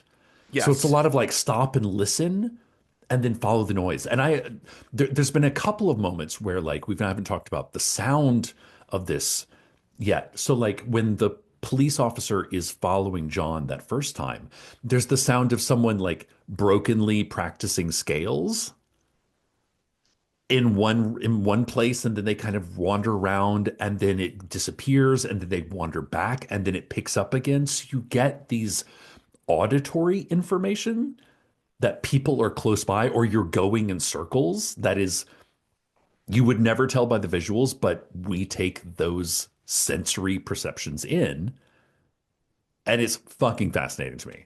So it's a lot of like stop, listen, you hear footsteps, then follow the footsteps, but you don't see anything. Let me pause for just a second. There's like mass siren chaos happening Oh, outside of like right outside of my apartment right now, and I am waiting for it to pass because that truck is real loud. If maybe when man, we get done Zoom is recording. really good because I don't hear anything. No, it's great. It does it my mic The definitely noise picks it up and dampening. in editing I'm like, "Oh shit, this is real Yeah. tough." Okay, I think we're good here. Well, inside that church, he sees that figure has gone upstairs. He gets upstairs into this tiny like little Oh tiny my corner God. and there is this Full Blair Witch. small figure is Blair witching in the corner. Absolutely.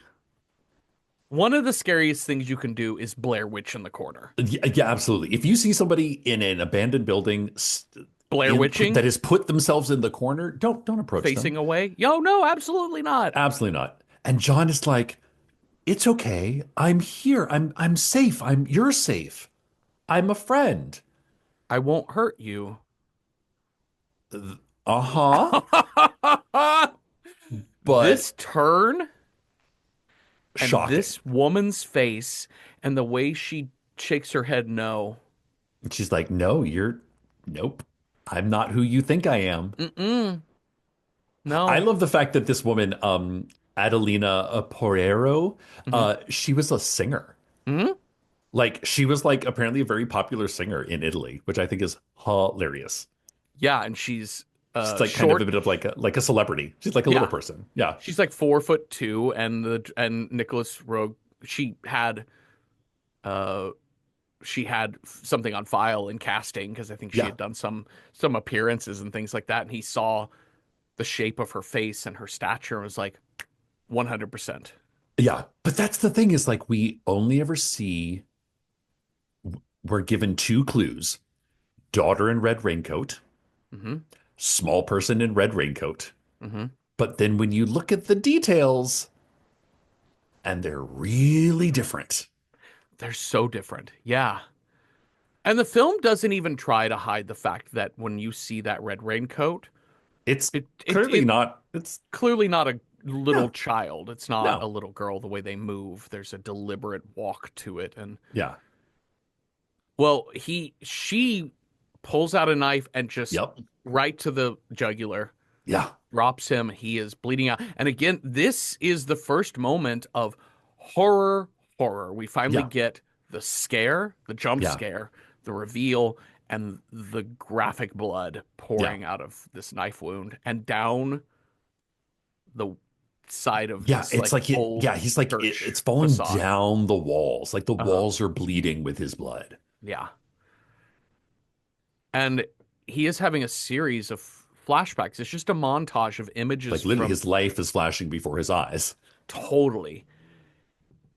And one of the last things that flashes before his eyes was the seeing Laura with the two women on that boat, and now we see the whole of the boat, and it is black, and It's his funeral. it's his funeral, and he understands. What he saw was in the future. Hmm. His whole life, he's had premonitions, he's Yeah. had thoughts, he's had things, and he has failed to understand what they were. He And he didn't also look sees now. Yeah. that first image of the raincoat Hmm. bleeding, and it now bleeds out the entire picture. Yeah. Like whereas before it was just like a little trickle of blood, now it's like the whole Yeah. image is gone. And then our last scene of this film is the funeral procession, the Vaporetti, the black Mhm. boats through the canals, and then there's Laura in black with the two With Heather and sisters. Wendy and her son. And now we also we notice this time that Johnny is there Yeah. too, and heading to the funeral service. Um, oh God, I wish I could remember this like little bit here that um the note that Nicholas Rogue gave to Julie Christie during this final scene was to smile. Yeah. And she didn't understand why you would do this. She's like, I'll do it. I'll try it. Yeah. But, But like I'm at my husband's funeral. and he was like, because she understood that her husband and daughter reunited Oh, in the yeah, yeah, afterlife, yeah. that in her mind, that's the peace. She's Yeah. achieved peace more quickly because she understands better how to achieve some of this peace. And anyways, whatever. I I thought that love was that. really interesting note to give to an actor to be like, what the fuck? Why? Why would I Yeah. be smiling? He's like, no, no, trust me, trust me. And it's Yeah, also like it's like her face is like beautifully kind of silhouetted with like the buildings above her. It's gorgeous. It's a yeah, really gorgeous ending. yeah. Well, the end. Shall we rate this film? Yes, let's. How approachable is this movie if you're horror movie averse? Like on a scale of 1 to 10, with 1 being not at all approachable if you're squeamish, 10 being very approachable. I would give Don't Look Now 8 out of 10 OSHA safety training seminars. I mean, it's a slow burn. Obviously, we've got these really haunting moments, these haunting visuals. There is a child death. There is pretty graphic blood at the end, but it's it's overdone for the artistic visual of it all. And yeah, I mean, I think this is I really am gonna say like this is masterpiece of filmmaking. I think it's really a really incredible movie. And I think it's totally worth your time. And if you're horror squeamish, I don't think you're going to have an issue with this at all. So 8 out of 10, just because it's kind of intense as far as approachability. But what about as a horror film, Cecil? To speak nothing of approachability, how do you rate this movie? As a horror film, I would say this film is one of the reasons why I started this podcast with you, Mm in that this is a film which deals with the horror genre in a way that is elevated, hmm that is more than the sum of its parts. It's like a lot, as we've seen on this show, a lot of films can give you a scare, but it's rare that a film deals with grief, deals with the psychology of the characters in such a deft way, hmm and also gives you a pretty fucking good scare at the end. hmm So for that reason, 9 out of 10 mosaic tiles. Yeah. Well, let's figure out what movie we are going to watch next. You've got a scare die. I've got a style die. We will roll those up and see what movie matches those two things. On your scare die, Cecil, if you roll a one, our next movie's scare is technology. Two, wild card. Three, conspiracy. Four, aliens. Five, just a creature of some sort. Six, psycho killer. What is our scare? Oop, off the desk. Mm-mm. That's a 5. Oh, we've got right into creature. All right, so we're going to match up your creature scare with my style scare. If I roll a one, it's got to be a black and white film. Two, it's got to have a one word title. Three, it's got to be sequel, prequel, or remake. Four, it's got to be in New York City, New York. Five, it's got to have a bitchin' soundtrack. Or six, it's got to be a splatter film. Let's see what we got.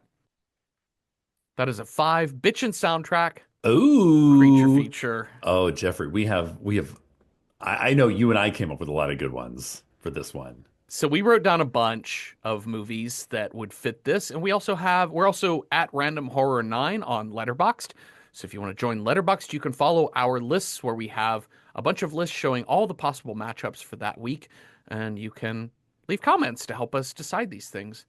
So let's hold on, let me pause just a second here.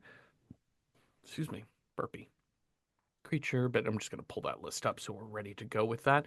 All right, let's start with the ones we wrote down, and then we'll get over into what the folks on Letterbox had to say. All right, starting with American Werewolf in London. Oh yeah. Yeah, John Landis. Yep. I think the Warren Zevon song is in this movie as Yeah. well, so I think I we're watched this good. movie over Halloween and I was like, yeah, this has definitely got it's any song, any rock and roll song you can imagine that uses the word moon, it's got it. Bad Moon Rising. I hope that's Like there. I love a wink and a nod soundtrack where they're Uh-huh. like, "Oh, we're using the music Yeah. intentionally." We've also got Slither. This is a James Gunn joint. I haven't seen Slither. Okay. I just assumed it that given the style of this movie and James Gunn that it's going to have some good music, but I don't know. Yeah. I could be wrong. It's been a long like it's been since this movie came out. I don't remember the soundtrack being a feature, but Okay. good choice. Return of the Living Dead, bitchin' soundtrack. Oh, absolutely. This is like, I mean, it's literally punk rockers versus zombies. Yes. Lots of heavy metal riffs going Okay, on in this movie. perfect. We've got Chud, cannibalistic humanoid underground dwellers. Underground Dwellers. Yeah. Yes. This is one that like you find on the list for a lot of soundtracks. It's got that sort of 80s synth soundtrack going Uh, pretty hard here. Tales from the Crypt, Demon Knight. Have not seen this either. This is one of those movies that is like kind of like The Insiders, like often overlooked, one of the better horror movies of the 90s that kind of snuck under the radar, but it has that 90s rock and roll, 90s Okay. rock, alt Uh-huh. rock kind of soundtrack to it. That's pretty dope actually. From Beyond, Stuart Gordon joint. Could You know love what? this movie. I've never seen this movie, Jeffrey. Dan McCoy and I saw this at Nighthawk a couple months back, and it is fire. Like so many people when they're like, "You've never seen," I was like, "I know." It seems like I would see this movie a million times. I put it on there because it feels like it would have a bitchin' 80s soundtrack. I think I remember it having that, but but that also could just be me assuming that it does, because it's the style of movie that it Yeah. is. Akira, bitchin' soundtrack. I Got mean, got creatures in it. Got that fucking bear. yeah, like you can never hear those opening drums from Uh-huh. Akira. It's kind of meshed in your brain. The Keep. I don't know this movie. This is a movie that I've been trying to get on here. I've never seen it, but I don't know. I'm low key obsessed with this movie. Another 80s joint. Ian McKellen is in it. And Hmm. essentially, it's like a bunch of Nazis hiding out in a keep, and they awaken sort of a golem demon creature.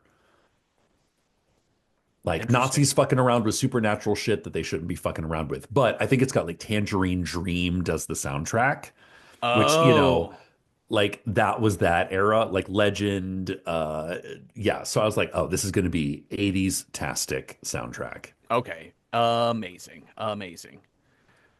Okay, so we've also got hold on, what's my thing there? Rock and Roll Nightmare. Don't know this movie, but it sounds like it's got a bitchin' soundtrack. This is one that I found that's like very hair metal 80s. This kid, from the description, it's like this kid has a troubled life, and his favorite rock and roll singer kills himself, but he realizes if he plays the soundtrack backwards, the ghost of this rock and roll guy comes back, but apparently it doesn't, it's not that great.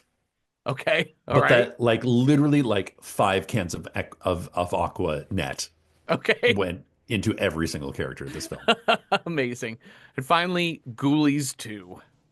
I just found Ghoulies 2 on the list of like bitchin' soundtrack horror movies, and apparently it's got some good songs on the soundtrack. All right. I've never seen it. I don't think I saw Critters. I've never I've seen seen the Critters, never seen Critters Ghoulies. Yeah. movies, one or two of them maybe.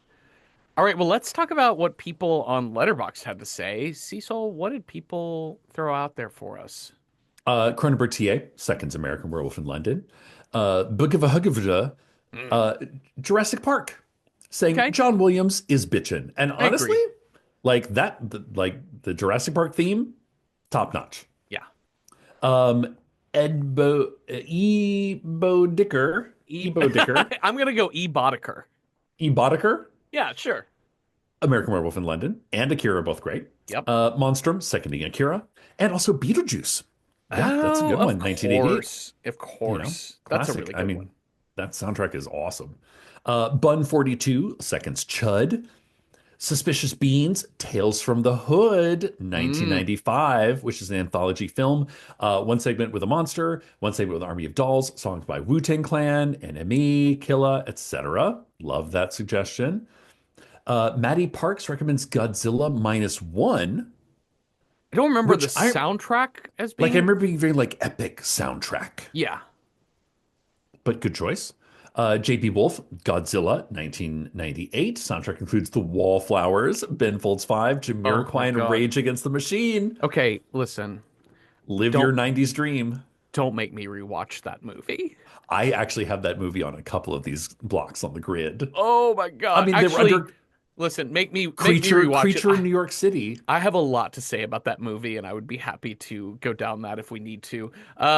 But thank Outside you, of Rage JB. Against But the Machine, I'm not gonna give Wallflowers, Ben Folds 5, or Jamiroquai bitchin' soundtrack. I see, I love that because Okay, great. that to me is a capsule of a time and place. JB Wolf, great suggestion.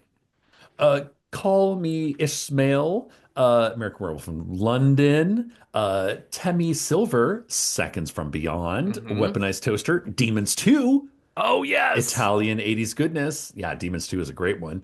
And recommends Dead Ant from 2017. Never heard of this. Hmm. The members of a metal band Sonic Grave get a chance at a comeback when they're invited to perform at Coachella.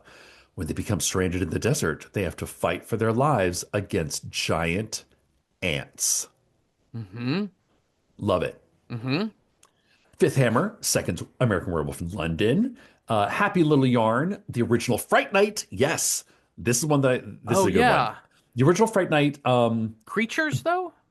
Yeah, I know that's a creature vampire, but Uh-huh. Jay Giles Band and Devo are Yes. all over the that soundtrack. So Hmm. good choice. Pearhead recommends Nope, Jordan Peele. We have Michael covered Abels. Nope. We did Oh, Nope. that's right. That is a Patreon episode number 43 from June of this past year. So There you go. join our Patreon, only $5 a month. You can watch Yeah. Nope. I wear my sunglasses at night. Slow down is really scary, is what we learned from that one. Yep. Dismal Spectre recommends Smile 2. Kind of possession, but there's a monster in there, I Oh promise. And the yeah. soundtrack slaps. I haven't seen a Smile 2, but I hear it's like awesome. I heard it's really good. Yeah. And Robin seconds, nope. Yep. Check out our Patreon. Check out the Only $5 a Patreon. month, and it gives you all the back episodes. Yeah. So it sounds like a lot of people are echoing American Werewolf in London. Mm-hmm. We've got a couple in there from Beyond, Mm-hmm. Chud. Mm-hmm. I love Demons 2 as a I recommendation. love that too. I love Tales from the Hood and Beetlejuice's Yeah, recommendations. I think Akira got a couple of yeah, secondings as well. I mean, I think the logical one here that like fits Creature and Bitchin's soundtrack, I think to a T, are probably American Werewolf in London. yeah. It's That a pretty sounds big like, staple of horror and horror yep. comedy. And the soundtrack is like a noticeable part of the film, Hmm. you know? That I do, feels like I, the obvious choice. it does. It does. I'm Do you into have it. any do you have any feelings otherwise where you're like, but what if we did I, this I mean, I Tales really want to from the watch The Hood? I've Keep. never I seen really it. want to watch The Keep Oh yeah. just because it is like a giant creature, demon kind of thing. And it has that sort of 80s synth soundtrack. But I think you're right. I think American Werewolf in London is like the clear path here. I think so too. The Keep looks fun and pretty great. But I think we got to do American Way. They just Yeah. had so many seconds. It Yeah. seems It's so time. obvious, and it's a It's, classic. yeah. I mean, like literally changed the game of practical creature effects. So, And I'm here if for nothing else other than also again coming off of got to bring everything back to Underworld. I like to bring everything back to Underworld. everything leads back to Underworld. This movie is giving me real Underworld vibes, says the Mm, man mm, who's mm, only mm. ever seen Underworld. Um, I'm really excited to watch practical werewolf Yes. transformation as opposed to CGI werewolf CGI transformation. horse people, seahorse CGI people. werewolf. Where like they're lichens, excuse me. Yeah, what do werewolf look like? Well, thank you all for listening. Thank you, Cecil, for talking with me. And if y'all have thoughts on Don't Look Now or ideas for other movies that would have been a good creature feature with a bitchin' soundtrack, let us know on Instagram at Random Horror 9 or on our Patreon, same title, Random Horror 9, where we have public discussion threads for each and every episode for all of our members, including the free ones. And watch An American Werewolf in London with us this week. And come on back next Tuesday for that new episode. Have a restful night with no Italian cops tailing you or nothing. Boo. Boo!